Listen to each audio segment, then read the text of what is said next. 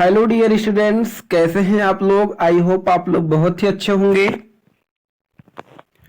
तो आज के इस वीडियो में हम लोग जनन और स्वास्थ्य यानी ह्यूमन हेल्थ को पढ़ने वाले हैं। और इसके पहले हम लोग प्यारे बच्चों मानव जनन चैप्टर पढ़ चुके हैं। तो एक बार आप लोग जाकर के यदि मानव जनन का वीडियो नहीं देखे हैं तो मानव जनन का एक बार आप लोग देख लीजिए। और सबसे बड़ी बात यह है प्यारे बच्चों कि जनन और स्वास्थ्य को हम लोग वन शॉट में कंप्लीट करने वाले हैं। तो वीडियो में आप लोग लास्ट तक बने रहिएगा जिससे अच्छी तरीके से आपको जनन और स्वास्थ्य चैप्टर समझ में आ सके। तो चलिए हम स्टार्ट करते हैं जनन और स्वास्थ्य में। तो जनन और स्वास्थ्य में सबसे पहले हम स्टार्ट करेंगे कि भैया विश्व स्वास्थ्य संगठन यानी कि WHO, यहाँ पे आप देख सकते हैं विश्व स्वास्थ्य संगठन यानी कि WHO, जिसका पूरा नाम होता है वर्ल्ड हेल्थ ऑर्गेनाइजेशन। तो भाई जो वर्ल्ड हेल्थ ऑर्गेनाइजेशन था यानी कि WHO था, उनके अनुसार क्या भैया WHO के अनुसार जनन स्वास्थ्य का अर्थ जनन के सभी पहलुओं के सहित शारीरिक यानी कि फिजिकल एंड भावनात्मक यानी कि इमोशनल और व्यवहारिक यानी कि बिहेवियर तथा सामाजिक स्वास्थ्य है। यानी कि WHO ने क्या कहा कि भैया जो जनन स्वास्थ्य है इसका अर्थ जनन के सभी पहलुओं के सहित शारीरिक यानी कि फिजिकल, भावनात्मक यानी कि इमोशनल और व्यवहारिक यानी कि बिहेवियर तथा सामाजिक स्वास्थ्य है। अगर हम बात करें आगे कि भारत में जनन स्वास्थ्य के लिए सन 1951 में परिवार कल्याण कार्यक्रम तैयार किया गया। कब तैयार किया गया? तो 1951 में क्या तैयार किया गया? तो परिवार कल्याण कार्यक्रम तैयार किया गया। ठीक है। जो वर्तमान में जनन हुए बाल स्वास्थ्य सेवा के यानी कि reproductive and child health care programme, जिसे RCH के नाम से भी क्या जाना जाता है, ठीक है, जिसे हम शॉर्ट फॉर्म में क्या कहते हैं RCH, यानी कि reproductive and child health care programme. आपके एग्जाम में पूछ सकता है कि RCH का फुल फॉर्म क्या है, तो आप क्या लिखेंगे? Reproductive and child health care programme. ठीक है। आई होप आप लोग समझ पा रहे होंगे। अगर हम बात को आगे बढ़ाएं देखें तो भैया RCH का प्रमुख उद्देश्य लोगों में जनन अंगों तथा द्वितीयक लैंगिक लक्षणों और यौनारंभ और उससे संबंधित परिवर्तनों, सुरक्षित लैंगिक संबंध, यौन संचारित रोग आदि के बारे में जानकारी प्रदान करता है। ठीक है। यानी कि हमें ये क्या क्या जानकारी प्रदान करता है RCH यौनारंभ को, द्वितीयक लैंगिक लक्षण को और उससे संबंधित जितने भी परिवर्तन होते हैं और सुरक्षित लैंगिक संबंध और यौन संचारित जो रोग होते हैं उनके बारे में बताता है। अब यहां से महत्वपूर्ण बातें स्टार्ट होती हैं। अब यहाँ पे हम बात को जानते हैं कि जनसंख्या क्या होता है। यदि हम बात करें जनसंख्या की तो देखिए एक ही जाति के लोगों के समूह को हम क्या कहते हैं? जनसंख्या कहते हैं। यानी कि एक ही जाति के लोगों के बहुत समूह हो यानी कि कई ग्रुप हो, उसी को हम क्या कहते हैं? जनसंख्या कहते हैं। देखिए अगर प्यारे बच्चों हम बात करें कि देखो जो जनसंख्या के अध्ययन होता है तो जनसंख्या के अध्ययन हम डेमोग्राफी के अंतर्गत करते हैं। किसके अंतर्गत? डेमोग्राफी के अंतर्गत हम लोग क्या करते हैं? जनसंख्या के अध्ययन करते हैं। फिर जनसंख्या को जनगणना के अनुसार पता लगाया गया कि जब पता लगाया गया तो विश्व में 1900 में जनसंख्या 2 अरब थी। कितनी थी? 2 अरब थी। फिर 2000 में बढ़कर ये 6 अरब हो गई। 2000 में बढ़कर ये 6 अरब हो गई और वर्तमान में यह लगभग 7.9 अरब या कहीं कहीं आपको 7.5 अरब भी दिया रहता है। ठीक है। अलग अलग बुक्स में अलग अलग रेशियो दिया है यहाँ, यानी कि आप यहाँ पे 7.9 अरब भी कर सकते हैं या 7.5 अरब भी कर सकते हैं। ठीक है। अगर हम बात करें भारत की जनसंख्या की तो भारत की जनसंख्या 1947 में 35 करोड़ थी। 1947 में कितनी थी? 35 करोड़ थी, जो कि सन 2000 में 100 करोड़ हो गई। सन 2000 में कितनी हो गई? 100 करोड़ हो गई। उसके बाद जब यहाँ पे 2021 में देखा गया 2021 में देखा गया तो यह संख्या 121 करोड़, कितना, 121 करोड़। यहाँ पे थोड़ा सा टाइपिंग में मिस्टेक हो गया है, 21 करोड़ लिखा गया है, तो ये होता है 121 करोड़। यहाँ आप लोग लिख लीजिएगा 121 करोड़ हो गई। तो यहाँ पे आप देख पा रहे होंगे कि जनसंख्या में बहुत तेजी से वृद्धि हो रहा है। यहाँ जनसंख्या में क्या हो रहा है, बहुत तेजी से वृद्धि हो जा रहा है। यानी हम लोग 1920 की बात यदि करें तो 1900 में 2 अरब था, लेकिन 2000 में बढ़कर 6 अरब हो गया, और वर्तमान में लगभग 7.9 करोड़ 7.9 अरब हो गया है। ठीक है। यदि हम भारत की जनसंख्या की बात करें तो यहाँ पे 1947 में 35 करोड़ था, सन 2000 में देखा गया तो 100 करोड़ हो गया, और जब 2021 में जनगणना हुआ तो 2021 में जब देखा गया तो यह लगभग 21 करोड़ हो गया 2021 में। तो यहाँ पे आप देख पा रहे होंगे कि जनसंख्या बहुत तेजी से बढ़ रहा है। तो भैया जनसंख्या तेजी से बढ़ रहा है, तो चलिए जानते हैं कि जनसंख्या वृद्धि के कारण क्या क्या है। पहला कारण क्या है भाई, मृत्यु दर में कमी। यदि मृत्यु दर में कमी हो जाएगा तो भी जनसंख्या बढ़ेगी। दूसरा, जन्म दर में वृद्धि, यानी कि इंसान की मृत्यु कम हो रही है और इंसान ज्यादा जन्म ले रहे हैं, तो जन्म दर में वृद्धि। दूसरा है, थर्ड पॉइंट है, शिशु मृत्यु दर में कमी, यानी कि जो शिशु हैं, जो बच्चे हैं, उनकी मृत्यु दर में कमी आ गई हो, इसलिए भी जनसंख्या बढ़ रहा है। अब यहाँ पे हम बात करते हैं कि जनसंख्या वृद्धि रोकने के उपाय। तो जनसंख्या वृद्धि रोकने के अगर हम उपाय की बात करें तो जनसंख्या वृद्धि रोकने के 2 विधियां हैं। ठीक है। पहला प्राकृतिक विधि, जिसको हम लोग नेचुरल मेथड के नाम से जानते हैं।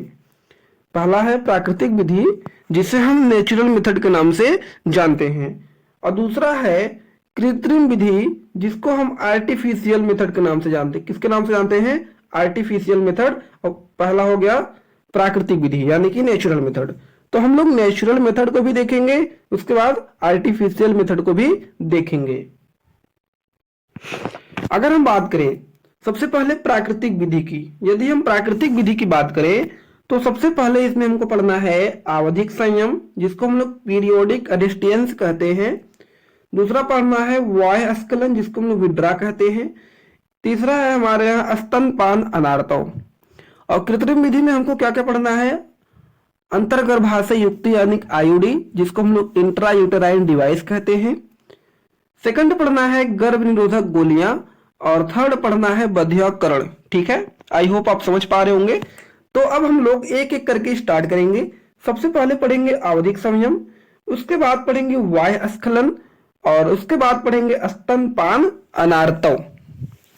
तो सबसे पहले उसके बाद हम पढ़ेंगे आईयूडी के बारे में, गर्भ निरोधक गोलियां के बारे में, और बधियाकरण के बारे में। तो एक एक करके हम लोग सीखेंगे।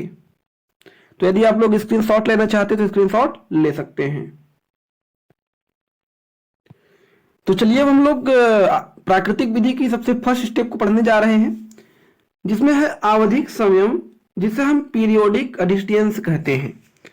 तो यदि हम आवधिक संयम की बात करें तो आवधिक संयम क्या होता है, तो यहाँ पे आप देखेंगे कि आर्तव चक्र के 10वें और 17वें दिन के बीच की अवधि के कारण गर्भावस्था की गर्भधारण की संभावना अधिक होती है, क्योंकि 14वें दिन अंडोत्सर्ग होता है, और इस अवधि में संयम रखकर मैथुन ना करके गर्भधारण से बचा जा सकता है। यानी कि इसका सीधा सीधा कहने का मतलब यह है कि भाई आवधिक संयम या पीरियोडिक अडिस्टेंस क्या होता है कि यदि जिस भी महिला को जिस दिन मेंस्ट्रुएशन साइकिल हुआ है उसके 10 से 17वें दिन तक यदि कोई भी रिलेशनशिप यानी कि मैथुन क्रिया नहीं किया गया है, तो उस दौरान उस महिला को कोई भी प्रेगनेंसी नहीं होगी। यदि उस 10वें से 17वें दिन के बीच में यदि हम किसी प्रकार का क्या न करें, किसी भी प्रकार का मैथुन प्रक्रिया नहीं करेंगे, तो प्रेगनेंसी की चांसेस नहीं होंगी, यानी कि हम लोग जनसंख्या बढ़ने से रोक सकते हैं। ठीक है, आवधिक, इसी को क्या कहते हैं, आवधिक संयम। अब उसके बाद अगला पॉइंट हम पढ़ते हैं। अगला जो सेकंड स्टेप था, इसका सेकंड टाइप था वाह्य स्खलन यानी कि विड्रा। वाय स्खलन का मतलब क्या है भाई, जरा ध्यान से समझिएगा। देखिए, वीर्य सेचन के दौरान शुक्राणुओं को महिला के जनन मार्ग योनि में नहीं डालने से गर्भधारण को रोका जा सकता है। इसका मतलब ये है कि मैथुन क्रिया के दौरान जो मेल है, यदि फीमेल के साथ जो मैथुन कर रहा है उस दौरान यदि मेल अपने स्पर्म को फीमेल्स के अंदर रिलीज ना करे और स्पर्म को बाहर ही रिलीज कर दे, तो इसी को क्या कहते हैं, वाय स्खलन यानी कि विड्रा। तो भाई सीधी सी बात है, जब स्पर्म महिला के अंदर नहीं रिलीज होगा, स्खलन नहीं होगा, तो निषेचन की संभावना ही नहीं है। इस तरीके से भी बचा जा सकता है। इसमें थर्ड पढ़ना है स्तनपान अनार्तव। स्तनपान अनार्तव, तो चलिए जानते हैं कि स्तनपान अनार्तव क्या होता है।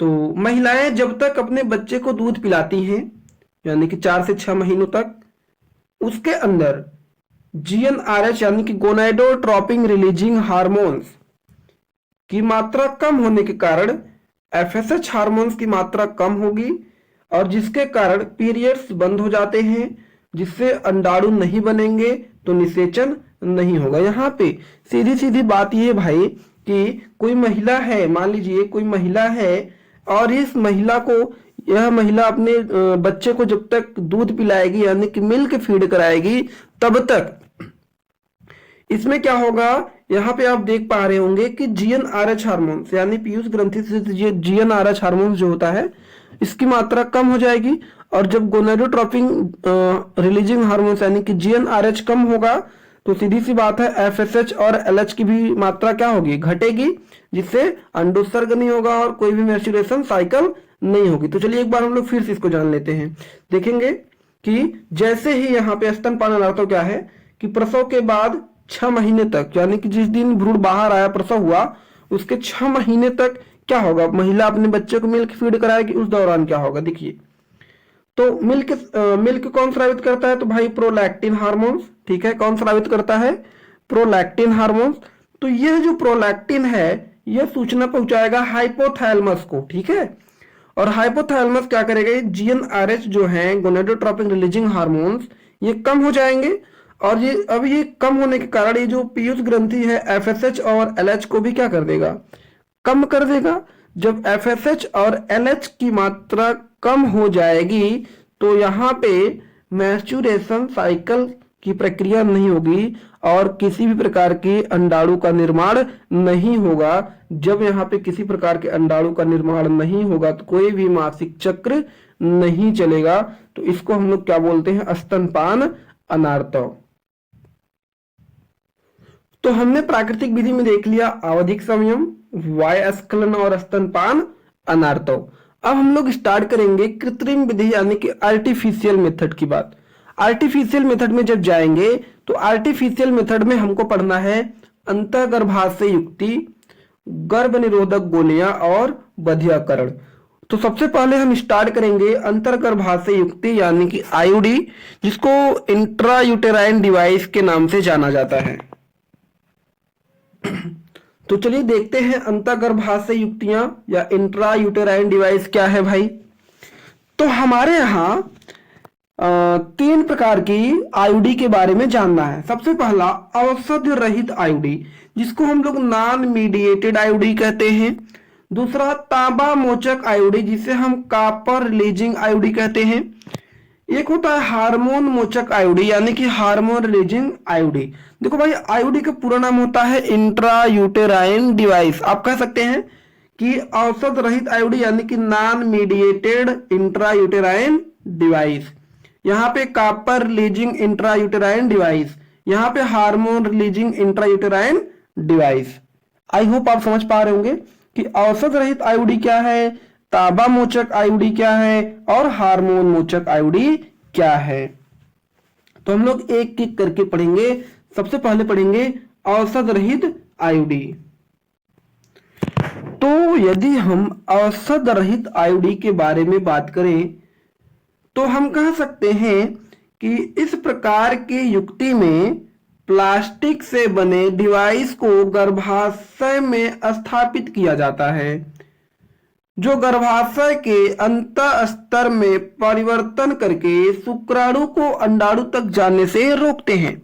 देखिए भाई, जो औषध रहित आईओडी यानी कि नॉन मीडिएटेड इंट्रायूटेराइन डिवाइस होता है, यह जो होता है प्लास्टिक के बने होते हैं। किसके बने होते हैं?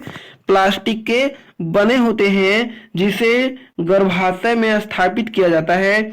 जो गर्भाशय के अंतः स्तर में क्या करते हैं भाई? परिवर्तन कर देते हैं, जिससे शुक्राणु को अंडाणु तक जाने से रोकते हैं। जैसे इसमें उदाहरण है लिपेस लूप। क्या है भाई? Lipase loop. तो चलिए हम लोग लिपेस लूप के बारे में जानते हैं कि लिपेस लूप क्या होता है। तो चलिए देखते हैं भाई लिपेस लूप में। तो देखिए लिपेस लूप एक प्रकार का अंतर्गर्भाशयी उपकरण है या आईओडी है, जिसका उपयोग यहाँ पे बात करेंगे कि देखिए जिसका जो उपयोग है गर्भ निरोधक के रूप में किया जाता था। यहां इसके बारे में कुछ मुख्य बातें दी गई हैं। देखिए अगर हम बात करें तो लिपेस लूप एक यस आकार का प्लास्टिक आईओडी है भाई। यहाँ पे आप देख पा रहे होंगे कि यस आकार का क्या है? ये प्लास्टिक का होता है, ठीक है। और यह औषध रहित आईओडी यानी कि नॉन मीडिएटेड आईओडी था, जिसका अर्थ है कि इसमें किसी प्रकार का हार्मोन्स या तांबा नहीं होता है। भाई अगर हम बात करें कि लिपेस लूप में, तो लिपेस लूप में किसी भी प्रकार का ना तो हार्मोन्स था और ना ही किसी भी प्रकार का तांबा था इसमें, ठीक है। अगर हम बात करें कि कार्य विधि यानी कि इसका मैकेनिज्म क्या है, कैसे ये कार्य करता है, तो हम कहेंगे यह गर्भाशय में शुक्राणुओं के भक्षकाणु क्रिया यानी कि फैगोसाइटोसिस को बढ़ाकर गर्भ निरोध में क्या करता है? मदद करता है। तो आई होप आप समझ पाए होंगे कि लिपेस लूप क्या है। और एक चीज ध्यान दीजिएगा, जो लिपेस लूप है यह पहले के टाइम में इस्तेमाल किया जाता था, यानी कि लगभग सन 1900 के पहले यह लिपेस लूप का इस्तेमाल किया जाता था, जो कि प्लास्टिक का होता था, एस आकार का, ठीक है। आई होप आप समझ पा रहे होंगे कि लिपेस लूप क्या होता है। अब यहाँ पे हमारे यहाँ नेक्स्ट डिवाइस है क्या? तांबा मोचक आईओडी यानी कि कॉपर रिलीजिंग इंट्रायूटेराइन डिवाइस। तो हम कहेंगे कि इस प्रकार के डिवाइस में टी आकार के संरचना वाले डिवाइस को गर्भाशय में स्थापित किया जाता है, जिनमें तांबे के तंतु लगे होते हैं। क्या लगे होते हैं भाई? तांबे के तंतु। यहाँ पे आप देख पा रहे होंगे कि तांबे के क्या लगे हैं? तंतु लगे हुए हैं, ठीक है, जो कॉपर आयनों को मोचित करते हैं। यह आयन शुक्राणुओं के भक्षण क्रिया को बढ़ा देता है तथा उनकी गतिशीलता को कम कर देते हैं, जिससे निषेचन नहीं हो पाता है। यहाँ पे आप देख पा रहे हैं ये जो डिवाइस है, इसमें कॉपर क्या होता है? इस तरीके से पूरा लपेटा रहता है, और यह कॉपर जो है क्या करता है कि कॉपर आयन रिलीज करते हैं, जो कि शुक्राणु की गतिशीलता को कम करता है भाई। आई होप आप समझ पा रहे होंगे। तो यहाँ पे आप देख रहे हैं कि किस तरीके से यहाँ पे लगाया जाता है कि जो आपका यूटेरस होता है, गर्भाशय होता है, इस गर्भाशय में इस तरीके से आप देख पा रहे होंगे कि कॉपर टी को फिट कर दिया जाता है। अब यहाँ पे जैसे अगर हम एग्जाम्पल की बात करें तो हमको जैसे इसमें कॉपर टी आता है, कॉपर 7 आते हैं और मल्टी लोड 375 आते हैं। क्या आते हैं? मल्टी लोड 375 आते हैं, यानी कि कॉपर रिलीजिंग आयोडी यानी तांबा मोचक आयोडी में। आई होप आप लोग समझ पा रहे होंगे। तो देखिए जैसे कि ये होता है हमारे यहाँ कॉपर 7, ठीक है, ये क्या होता है? कॉपर 7।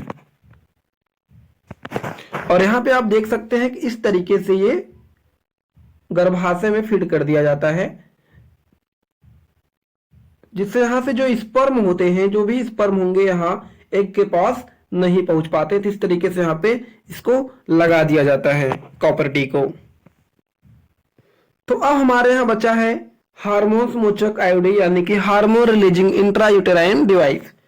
तो हम बात करेंगे कि इस प्रकार की युक्ति हार्मोन्स का स्राव करती है, जो गर्भाशय के अंतः स्तर में परिवर्तन करके शुक्राणु को अंडाणु तक पहुंचने से रोकते हैं। जैसे उदाहरण क्या होता है? LNG-20। क्या भाई? LNG-20। LNG-20 आप जैसा कि यहाँ पे देख पा रहे होंगे इमेज में कि LNG-20 ये होता है। अब ये क्या करता है LNG-20, यह एक हार्मोन रिलीज करता है और जिससे जो शुक्राणु होते हैं वो कमजोर हो जाते हैं, उनकी गतिशीलता कमजोर हो जाती है, जिससे ये शुक्राणु जो है अंडाणु तक पहुंच नहीं पाते हैं। ये जो शुक्राणु है अंडाणु तक पहुंच नहीं पाते हैं। ठीक है, तो ये क्या होता है LNG-IOD यानी कि LNG-20। ये देख सकते हैं आप, इस तरीके की LNG-20 होते हैं। इसको क्या किया जाता है, इस तरीके से आप देख सकते हैं गर्भाशय में इसको लगा दिया जाता है। आई होप आप लोग समझ पा रहे होंगे।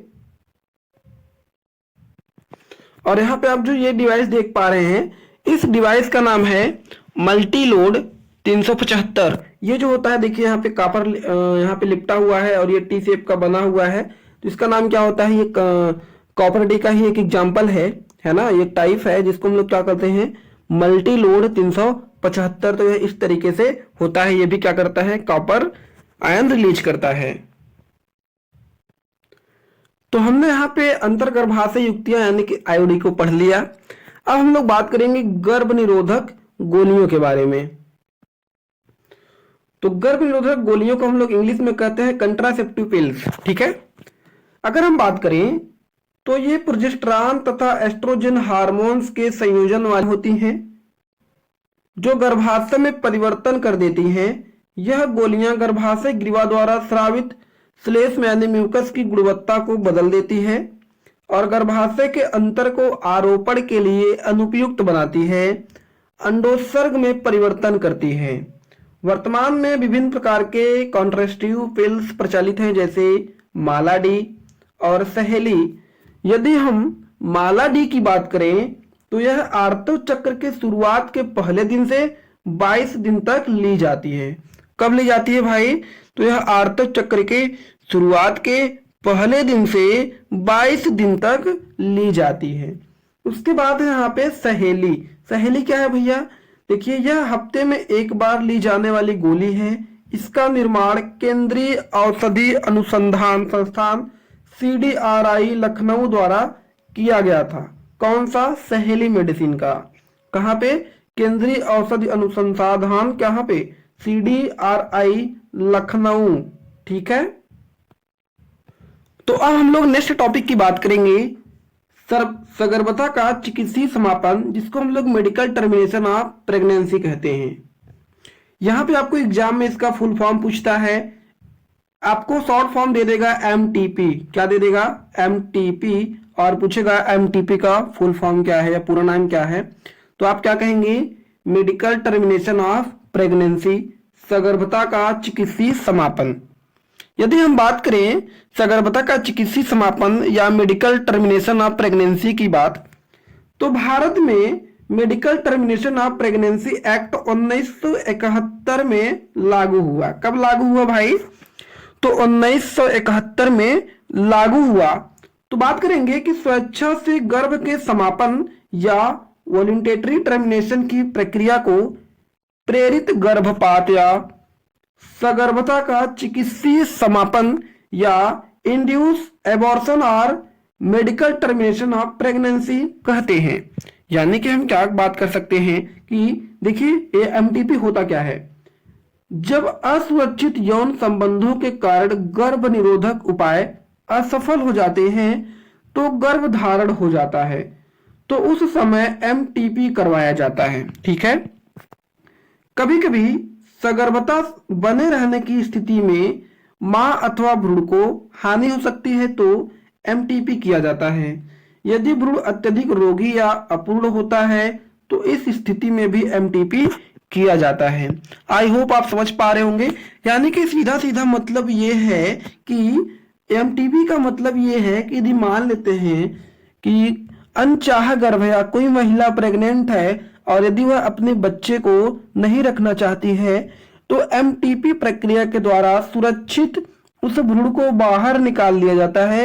इसी प्रक्रिया को हम MTP या सगर्भता कहते हैं। आई होप आप लोग समझ पा रहे होंगे।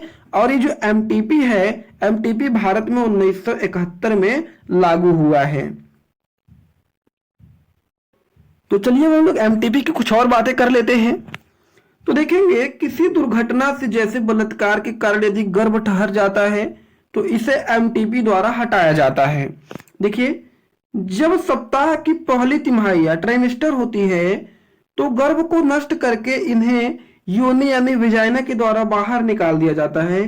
दूसरी तिमाही यानी ट्राइमेस्टर में एमटीपी करवाना माता के लिए जानलेवा हो सकता है।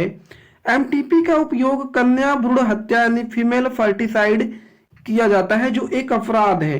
देखिए एमटीपी का कुछ गलत इस्तेमाल होने लगा था, यानी कि इसमें सब भ्रूण की जांच करवाने लगे थे, यदि मेल है कि फीमेल, यानी कि इसमें क्या हो रहा था, कन्या का हत्या हो रहा था।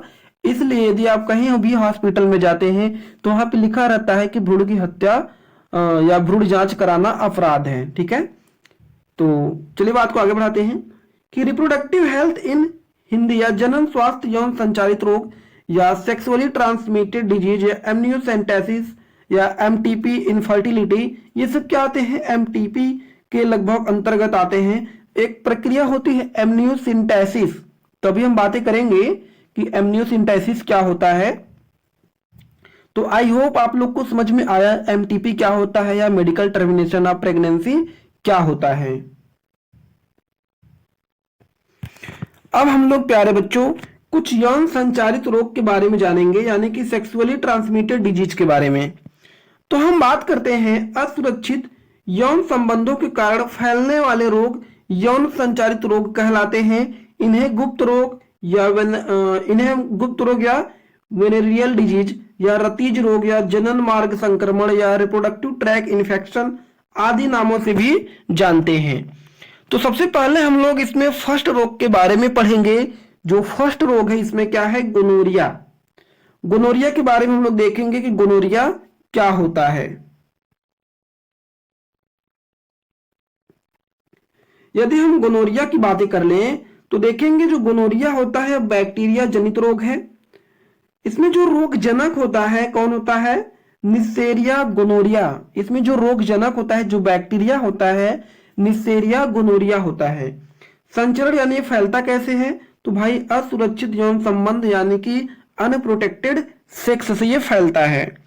अगर हम बात करें कि इसके लक्षण क्या हैं, यानी कि इसके लक्षण क्या हैं, कैसे पहचानेंगे इसको कि गोनोरिया रोग हुआ है, तो हम बात करेंगे यह मूत्र जनन नलिका की म्यूकस झिल्ली का संक्रमण होता है। यानी कि जो हमारे यहाँ मूत्र जनन नलिका होती है और उसमें जो म्यूकस झिल्ली होती है वहीं पे संक्रमण होगा इसका। तो होगा तो संक्रमण होगा तो भाई मूत्र मार्ग में जलन होगा एवं मूत्र त्याग में दर्द होता है। यानी मूत्र मार्ग में जलन हो जाएगा और मूत्र त्याग में क्या हो जाएगा, दर्द होने लगेगा। ठीक है, और मूत्र मार्ग में जलन व दर्द तथा श्वेत द्रव का स्राव होता है। क्या होता है, एक व्हाइट फ्लूइड निकलेगा, यानी श्वेत द्रव निकलेंगे गोनोरिया में। स्त्रियों में लंबे समय तक यह रोग बने रहने पर बांझपन उत्पन्न हो जाती है। यदि किसी स्त्री में यह रोग लंबे समय तक बना है तो उसे बांझपन हो जाता है, यानी कि वो महिला फिर कभी बच्चे को जन्म नहीं दे पाएगी, जिसको हम लोग बांझपन या बांझ महिला कहते हैं। इसी को हम क्या कहते हैं, बांझ महिला। जो महिला किसी भी बच्चे को जन्म नहीं दे सकती है उसे हम बांझ महिला के नाम से जानते हैं। तो आई होप आप लोग को गोनोरिया रोग समझ में आ चुका होगा। तो अब हम लोग बात करते हैं सिफिलिस बीमारी के बारे में। यह एक यौन संचारित रोग है सिफिलिस। तो यह भी क्या होता है, बैक्टीरिया जनित रोग है। रोग जनक इसमें क्या होता है, ट्रिपोनीमा पेलिडम। क्या होता है, ट्रिपोनीमा पेलिडम। और इसका जो संचरण होता है असुरक्षित यौन संबंध यानी कि अनप्रोटेक्टेड सेक्स के कारण यह भी फैलता है। लक्षण इसके क्या होते हैं, जनन नलिका में घाव तथा छाले हो जाते हैं और मूत्र त्याग के समय जलन होती है, मुंह में छाले हो जाते हैं। यदि उपचार नहीं किया जाए तो मृत्यु भी हो सकती है। उसके बाद देखेंगे और लक्षण क्या है, शिश्न तथा योनि पर छोटे छोटे दाने उत्पन्न हो जाते हैं। यानी कि मेल के शिश्न पे क्या हो जाएंगे, छोटे छोटे दाने उत्पन्न हो जाएंगे और फीमेल की वेजाइना पे, मेल के शिश्न पे और फीमेल के वेजाइना यानी योनि पे क्या हो जाएंगे, छोटे छोटे दाने दिखाई देते हैं। ठीक है, उसके साथ साथ क्या होता है, उसके साथ साथ भाई यहाँ पे आप देख पा रहे होंगे कि मूत्र मार्ग में जलन हो जाता है। क्या होता है भाई, मूत्र मार्ग में जलन होता है। ठीक है, यहाँ पे आप देख पा रहे होंगे मूत्र मार्ग में जलन होती है। उसके बाद यह रोग अधिक फैलने पर श्वसन तंत्र और मस्तिष्क पर प्रभाव पड़ता है। दांतों पर विशेष प्रकार के चिन्ह हो जाते हैं जिन्हें हटकिंसन दांत कहते हैं। दांतों पर क्या आप देखेंगे तो विशेष प्रकार के चिन्ह हो जाते हैं जिन्हें क्या कहते हैं, हटकिंसन दांत कहते हैं, जिन्हें हम लोग हटकिंसन दांत कहते हैं। बचाव इसका क्या है भाई, तो असुरक्षित यौन संबंधों से बचना चाहिए। ठीक है, यही इसका बचाव है, बाकी कोई बचाव नहीं है। तो अब हम लोग बात कर लेते हैं भाई एक नए डिजीज के बारे में जिसका नाम है क्लैमिडियसिस। और क्लैमिडियसिस क्या होता है, ये भी भाई बैक्टीरिया जनित रोग है। इसके जो रोग जनक होते हैं क्लैमिडिया ट्रैकोमैटिस, और जो संचरण होता है भाई तो असुरक्षित यौन संबंध यानी अनप्रोटेक्टेड सेक्स के कारण ये होता है। लक्षण जो इसके होते हैं, मूत्र में गाढ़े मवाद का स्राव होना, मूत्र मार्ग में जलन होना, महिलाओं में गर्भाशय ग्रीवा में जलन होना और गर्भाशय में शोध यानी कि यूरेट्रिस्टिस होना। क्या होना, यूरेट्रिस्टिस होना यानी कि गर्भाशय में शोध होना। और इसके बचाव क्या है, तो बचाव है असुरक्षित यौन संबंधों से बचना चाहिए। ठीक है, असुरक्षित यौन संबंधों से क्या बचना चाहिए। तो आई होप आप लोग समझ पा रहे होंगे। तो अब हम लोग नेक्स्ट बीमारी की बात करते हैं, जेनिटल हर्पीज। और जो जेनिटल हर्पीज होता है ये क्या है, वायरस जनित रोग है। अभी तक हम लोग जो 3 रोग के बारे में पढ़े हैं वह बैक्टीरिया जनित रोग था, लेकिन यहाँ पे जो जेनिटल हर्पीज है ये वायरस जनित रोग है। यदि हम बात करें कि इसका जो रोग जनक होता है क्या होता है, हर्पीज सिंप्लेक्स वायरस होता है। क्या होता है, हर्पीज सिंप्लेक्स वायरस होता है। यदि हम बात करें संचरण कैसे होता है, तो संक्रमित व्यक्ति से यौन संबंध, यदि मान लीजिए कोई संक्रमित व्यक्ति उससे यदि आप यौन संबंध बनाते हैं तो क्या हो जाता है, जेनिटल हर्पीज आपको हो जाएगा। और इसके लक्षण क्या होते हैं भाई, इसके लक्षण देखेंगे तो इसके लक्षण जो होते हैं, शिश्न मुंड में फफोले आ जाना। आप देख सकते हैं इस तरीके से फफोले आ जाएगा मेल के पेनिस में। ठीक है, इस तरीके से क्या आ जाएगा, फफोले आ जाते हैं। और क्या होता है भाई, मूत्र मार्ग में जलन, यानी कि मूत्र मार्ग में क्या होगा, जलन होगा।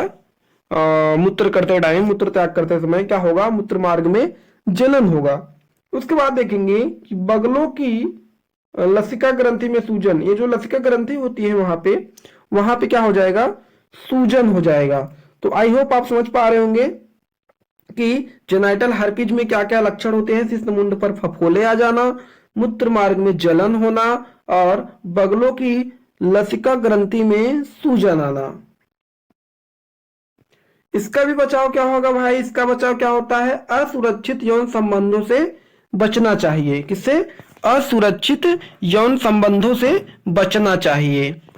अब हम लोग नेक्स्ट बीमारी की बात करते हैं, जेनिटल मस्सा, या इसे मस्सा की बीमारी या जेनिटल वर्ट के नाम से भी जानते हैं। तो यह जो होता है वायरस जनित रोग है। क्या है, वायरस जनित रोग है। इसके जो रोग जनक होते हैं क्या होते हैं, ह्यूमन पेपिलोमा वायरस। क्या होता है, ह्यूमन पेपिलोमा वायरस होता है। और संचरण कैसे होता है, यदि आप रोगी से क्या बनाएंगे, संबंध बनाएंगे तो ये संचरण फैल जाएगा। और इस पे आप देख रहे हैं लक्षण, गुदा के आसपास मस्सा में मस्सा हो जाना, जो अधिक बढ़ने पर कैंसर, यानी किस तरीके से वहां पे देख पा रहे होंगे, इस तरीके से स्वेलिंग टाइप का हो जाता है, मस्सा भर जाता है उसमें, और अधिक टाइम तक ये रहने पर ये क्या हो जाता है, कैंसर का भी रूप धारण कर लेता है भाई। तो यह रोग जो है बहुत ही खतरनाक है। ठीक है, जेनिटल मस्सा, इस रोग का क्या नाम होता है, जेनिटल मस्सा या मस्सा की बीमारी। तो आई होप आप लोग समझ पा रहे होंगे कि इस तरीके से कौन कौन सी बीमारी है यौन संचारित। अब यहाँ पे नेक्स्ट जो बीमारी है यौन संचारित बीमारी जो वायरस से फैलती है, एड्स। भाई एड्स का जो पूरा नाम होता है एक्वायर्ड इम्यूनोडिफिशियंसी सिंड्रोम होता है। एक बार आप लोग नोट कर लीजिएगा, एक्वायर्ड इम्यूनोडिफिशियंसी सिंड्रोम। तो बात करेंगे जो एड्स होता है यह वायरस जनित रोग है। इसका जो रोग जनक होता है क्या होता है, HIV, जिसको हम लोग क्या कहते हैं, ह्यूमन इम्यूनोडिफिशियंसी वायरस। ठीक है, तो हम बात करते हैं ये जो वायरस जनित बीमारी है इसके लक्षण क्या क्या है भाई। यदि हम इसके लक्षण की बात कर लें तो यानी इसके जो लक्षण होता है, शरीर के प्रतिरक्षा तंत्र क्या हो जाते हैं, नष्ट हो जाते हैं। शरीर के प्रतिरक्षा तंत्र नष्ट हो जाते हैं और लंबे समय तक खांसी तथा बुखार, शरीर अन्य रोगों द्वारा संक्रमित हो जाता है, जैसे निमोनिया हो गया। और इसका कोई इलाज नहीं है, केवल बचाव ही इसका क्या है, इलाज है। इसका केवल बचाव ही इलाज है एड्स का। अब हम लोग एक नेक्स्ट बीमारी की बात करते हैं, ट्राइकोमोनियासिस। और यह जो ट्राइकोमोनियासिस होता है प्रोटोजोआ जनित बीमारी है। यह किसके द्वारा होता है भाई, तो प्रोटोजोआ के द्वारा होता है ट्राइकोमोनियासिस। तो इसके जो रोग जनक होते हैं, ट्राइकोमोनास वेजिनैलिस होता है। क्या होता है, ट्राइकोमोनास वेजिनैलिस होता है। संचरण की अगर हम बात करें तो संक्रमित व्यक्ति से यौन संबंध स्थापित करना। यदि आप किसी संक्रमित व्यक्ति से यौन संबंध स्थापित करते हैं तो यह बीमारी फैल जाएगा। देखिए लक्षण क्या होते हैं, मादा के जननांग से तरल पदार्थ का स्राव होता है, योनि में जलन एवं खुजली होती है, योनि में सूजन होता है और मूत्र मार्ग में जलन व सूजन हो जाता है। ठीक है, तो आई होप आप समझ पा रहे होंगे कि यह क्या है, ट्राइकोमोनास वेजिनैलिस के द्वारा होता है। और ट्राइकोमोनास वेजिनैलिस क्या है, एक प्रोटोजोआ है। ठीक है, तो लक्षण भी हमने देख लिया कि मादा में जो जननांग से तरल पदार्थ का स्राव होगा, योनि में जलन एवं खुजली होगी, मूत्र मार्ग में जलन व सूजन हो जाएगा। तो अब हम लोग बंध्यता यानी कि इनफर्टिलिटी के बारे में जान लेते हैं। देखेंगे बंध्यता या इनफर्टिलिटी क्या होता है। तो बांझपन से ग्रसित दंपति या संतति उत्पन्न करने में असक्षम होते हैं, यानी कि जो भी महिला को बांझपन हुआ रहता है वह संतति उत्पन्न में क्या रहता है, असक्षम होती है, जिसका कारण स्त्री या पुरुष में जनन संबंधी विकार का होना है। जिसके कारण क्या होगा, स्त्री या पुरुष में जनन संबंधी विकार होता है। तो बंध दंपति में संतति उत्पन्न करने के लिए सहायक जनन तकनीकी या असिस्टेड रिप्रोडक्टिव टेक्निक काम में ली जाती है, जो निम्न प्रकार की होती है। ठीक है, पहला होता है पात्रे निषेचन, जिसे हम लोग इन विट्रो फर्टिलाइजेशन या आईवीएफ तकनीक कहते हैं। क्या कहते हैं, आईवीएफ तकनीक कहते हैं। तो आपसे ये फुल फॉर्म भी पूछ सकता है कि आईवीएफ का फुल फॉर्म क्या होता है, तो आप कहेंगे in vitro fertilisation, in vitro fertilisation. तो हम कहेंगे इस विधि में शुक्राणु और अंडाणु का निषेचन स्त्री के शरीर के बाहर किसी पात्र में होता है। इस तकनीकी द्वारा उत्पन्न संतति परक नली शिशु कहलाती है या टेस्ट ट्यूब बेबी कहते हैं। ठीक है, तो देखेंगे दाता या स्त्री अथवा पुरुष अंडाणु अथवा शुक्राणु प्राप्त करके उनका परख नली में निषेचन करवाया जाता है, जिससे युग्मनज का निर्माण होता है। युग्मनज का स्थानांतरण माता के शरीर में दो प्रकार से होता है। पहला, युग्मनज अंडवाहिनी स्थानांतरण या जायगोट इंट्राफैलोपियन ट्यूब ट्रांसफर, यानी कि यदि भ्रूण 8 ब्लास्टोमेयर से कम होता है तो इसे अंडवाहिनी में स्थानांतरित किया जाता है। और एक होता है अंतःगर्भाशय स्थानांतरण या इंट्रायूटेराइन ट्रांसफर, तो यदि 8 से अधिक का होता है तो इसे गर्भाशय में स्थानांतरित किया जाता है। ठीक है, आई होप आप लोग समझ पा रहे होंगे। अब यहाँ पे इन विट्रो फर्टिलाइजेशन यानी कि जीवे निषेचन क्या होता है, देखेंगे इस प्रकार की प्रक्रिया में अंडाणु का निषेचन स्त्री के शरीर में होता है। यह निम्न प्रकार से किया जा सकता है। तो थोड़ा सा हम लोग टेस्ट ट्यूब बेबी के बारे में जान लेते हैं, यानी आईवीएफ टेक्नोलॉजी जो है। तो देखेंगे यदि भाई कि ये कोई मेल है, ठीक है, और ये कोई फीमेल है, तो देखेंगे कि इस मेल के स्पर्म को निकाला जाएगा। ठीक है, यहां से आप एक मिनट, यहां से आप देख सकते हैं कि ये मेल है और ये फीमेल है। ठीक है, यानी कि यहां से फीमेल के, ये जो फीमेल है, फीमेल के एग को यहाँ पे निकाला जा रहा है। ठीक है, और क्या किया जाता है, टेस्ट ट्यूब में रखा जाता है। ठीक है, टेस्ट ट्यूब में रखा जाता है और फिर यहां से ये मान लीजिए मेल है, तो मेल के स्पर्म को भी क्या किया जाता है, इसी टेस्ट ट्यूब में रख करके फ्यूज करा दिया जाता है। ठीक है, यानी कि मेल और फीमेल, मेल के स्पर्म और फीमेल के एग को क्या किया जाएगा, यहाँ पे आप देख सकते हैं फ्यूज करा दिया गया।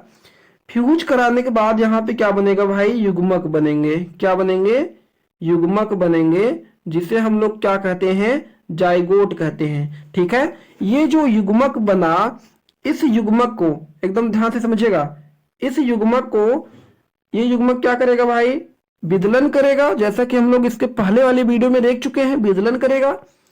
विदलन करने के बाद 4 बनाएगा और 4 से 8 बनाएगा। यदि ध्यान से समझिएगा, यदि 8 है यानी कि ये ब्लास्टोमेयर स्टेज है, तो ब्लास्टोमेयर स्टेज यदि रहेगा तो इसको हम लोग निकाल करके इस फैलोपियन नलिका में इंजेक्ट कराएंगे। ठीक है, और यदि यह 16 सेल स्टेज हो गया है, यानी कि ब्लास्टोसिस्ट अवस्था में हो गया है, तो ब्लास्टोसिस्ट अवस्था को हम लोग क्या करेंगे भाई, इस गर्भाशय में इंटर करवाते हैं। इसी को हम लोग क्या कहते हैं, टेस्ट ट्यूब बेबी टेक्नोलॉजी। क्या कहते हैं, test tube baby technology. I hope आप लोग समझ पा रहे होंगे। यानी कि आप सीधा सीधा कह सकते हैं कि मेल के स्पर्म को और फीमेल के एग को बाहर निकाल करके टेस्ट ट्यूब में जाइगोट बनाया जाता है, और वहां ब्लास्टोसिस्ट अवस्था तक उसको टेस्ट ट्यूब में रखा जाता है। उसके बाद उसको निकाल करके महिला के गर्भाशय में प्रवेश करा दिया जाता है।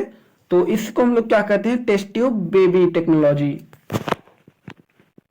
अब हम लोग बात करते हैं नेक्स्ट, तो अंडाणु अंतः अंडवाहिनी स्थानांतरण या गैमेट इंट्राफैलोपियन ट्यूब ट्रांसफर क्या होता है।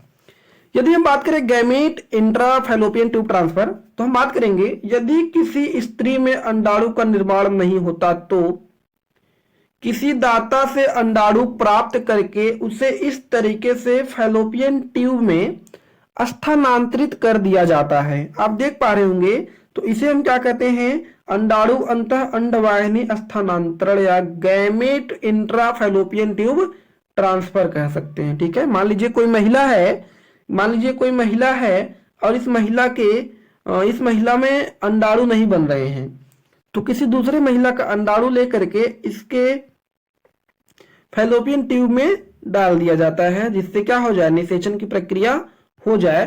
तो इसे हम लोग गैमेट इंट्राफैलोपियन ट्यूब ट्रांसफर या अंडाणु अंतः अंडवाहिनी स्थानांतरण कहते हैं। आई होप आप लोग समझ पा रहे होंगे।